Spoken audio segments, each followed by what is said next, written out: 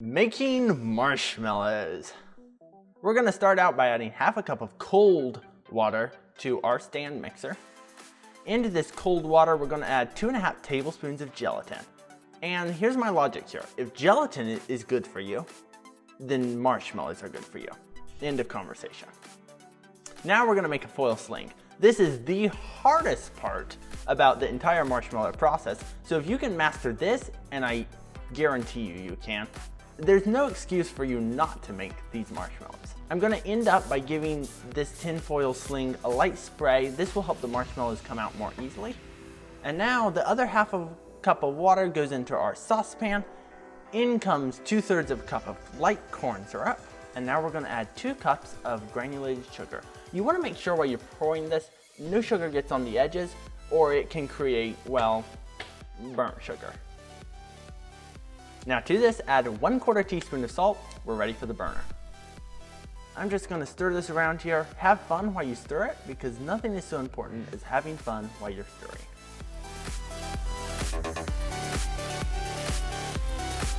Now this started getting pretty hot, so I upgraded spatulas because it was warm. You're going to keep cooking this until it reaches 240 degrees on a candy thermometer.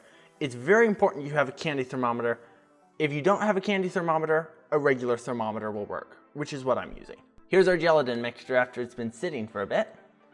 Now we're going to slowly add the hot syrup into this. We're going to start with a slow speed because we don't want to throw this into our neighbors' yards. As you finish adding the sugar, you can increase speed and you're going to whip it until it becomes a marshmallow. At this point, your mixture should look somewhat like this. And gradually it will change and look like this. The trick here is you wonder how long you've gone.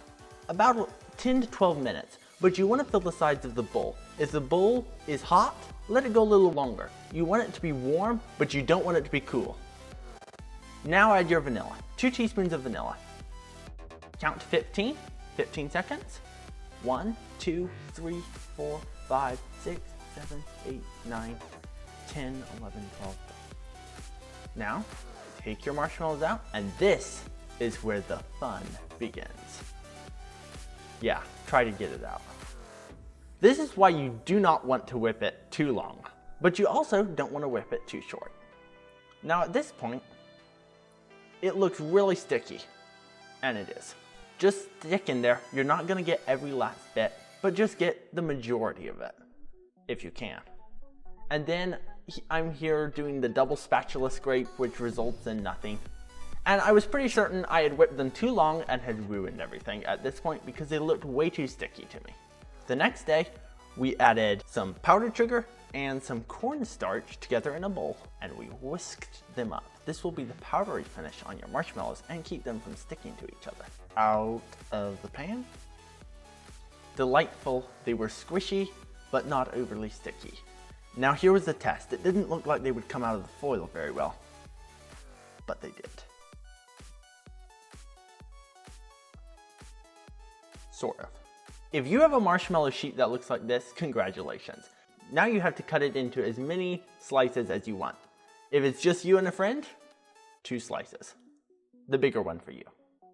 Now I'm going to go and cut mine into 1-inch strips all the way along, and then I'll come back up and I'll cube them. The knife is more of a suggestion here. It's actually not cutting, it's more like tearing the marshmallow off of the knife. But it sure is fun. I'm gonna cut these into roughly 1-inch cubes, and they're sticky, and it's a mess, and it's a lot of fun.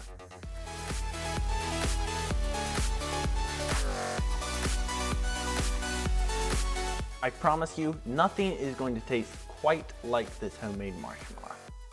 Now, dunk it into the cornstarch and the powdered sugar, give it a stir. And at this point, I was trying not to get too messy, but just go ahead and get messy. Drop them into the bowl. Go.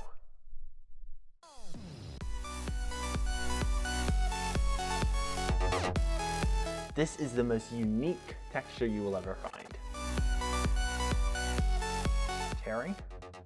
Look at that stretchy. It's really stretchy, really rubbery, delightful. I have to show you this because this is very important. Otherwise you could get seriously injured. You've got to feed what I call the marshmallow buzzards. And he messes. Oh yeah. My words of wisdom at this point are Eat more marshmallows. eat more marshmallows.